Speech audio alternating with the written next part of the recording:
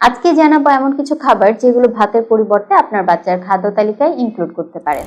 অনেক বাবা মাই এটা প্রশ্ন করে থাকে যে আমার বাচ্চা তো ভাত খেতে চায় না, তাহলে তাকে কি ধরনের খাবার দেওয়া যায়।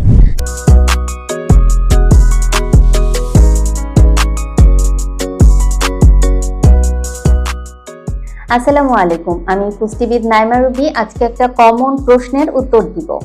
অনেক বাবা মাই এটা প্রশ্ন করে থাকে যে আমার বাচ্চা তো ভাত খেতে চায় না, তাহলে তাকে কি ধরনের খাবার দেওয়া যায়। আসলে খুব বড় একটা সমস্যা এখনকার বাচ্চার মধ্যে দেখা যায় যে তারা ভাত পছন্দ করছে না। এখন ভাত পছন্দ করছে না বলে যে সে অনেক পুষ্টি উপাদান থেকে বঞ্চিত হচ্ছে, ব্যাপারটা তাও না। ভাত আমরা যেহেতু স্টেপল ফুড হিসেবে বাংলাদেশের মানুষজন খেয়ে অভ্যস্ত, তাই বাচ্চা ভাত না খেলে অনেকেই দুশ্চিন্তাগ্রস্ত হয়ে যায়। আজকে জানাবো এমন কিছু খাবার যেগুলো ভাতের পরিবর্তে আপনার বাচ্চার খাদ্য তালিকায় ইনক্লুড করতে পারেন। আপনার বাচ্চা যখন খাবার শুরু করছে তখন কিন্তু আপনি সুজিটা দিতে পারেন। সুজিও খুব ভালো একটা কার্বোহাইড্রেটের উৎস। এছাড়া আলু এবং মিষ্টি আলু আমরা সবজির কাতারে ধরলেও আমাদের নিউট্রিশনে সেটা কিন্তু আসলে শর্করার খাবার হিসেবে দেখা হয়। এছাড়াও এখন খুব জনপ্রিয় আছে ওটসটাও আপনি আপনার বাচ্চাকে দিতে পারেন। সেক্ষেত্রে রোলড ওটসটা দিবেন এবং বাচ্চার স্টোমাক নিতে পারছে কিনা সেটা খেয়াল করবেন। এছাড়াও যদি আপনার বাচ্চা নর্মাল ভাত খেতে পছন্দ না করে, সেক্ষেত্রে আপনি খিচুড়ি করে দিতে পারেন, সাথে নুডলস দিতে পারেন। কিন্তু নুডলসের ক্ষেত্রে আসলে একটু আমাদেরকে খেয়াল রাখতে হবে সেই নুডলসটা যেন ইনস্ট্যান্ট না হয়, অর্থাৎ যেটা সোজা আকারে পাওয়া যায় সেই নুডলসটা তৈরি করে দিতে পারেন।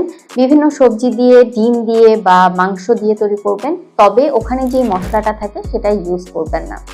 এছাড়াও শর্করা আসলে বাচ্চাকে কি ধরনের বা কি পরিমাণ দিতে হবে সেটা তার বয়স, ওজন, উচ্চতা সেটার উপরও কিন্তু ডিপেন্ড করে। তাই ভাত না খেলেই যে বাচ্চা অনেক অপুষ্টিতে ভুগবে, ব্যাপারটা এরকম না। দুশ্চিন্তাগ্রস্ত হওয়ারও কিছু নেই। আরেকটা ব্যাপার দেখা যায় যে বাচ্চারা শুধু ভাত খায়। যে সকল বাচ্চারা তরকারি ছাড়া শুধু ভাত খায় তারা কিন্তু দেখা যায় অন্যান্য পুষ্টি উপাদান পাচ্ছে না। ভাতে থাকা শুধুমাত্র যেই কার্বোহাইড্রেট সেটা পাচ্ছে, কারণ এখনকার সময়ের ভাত বা চালটা একেবারে পলিশড থাকে, সেখানে অন্যান্য নিউট্রিয়েন্টও কিন্তু থাকে না।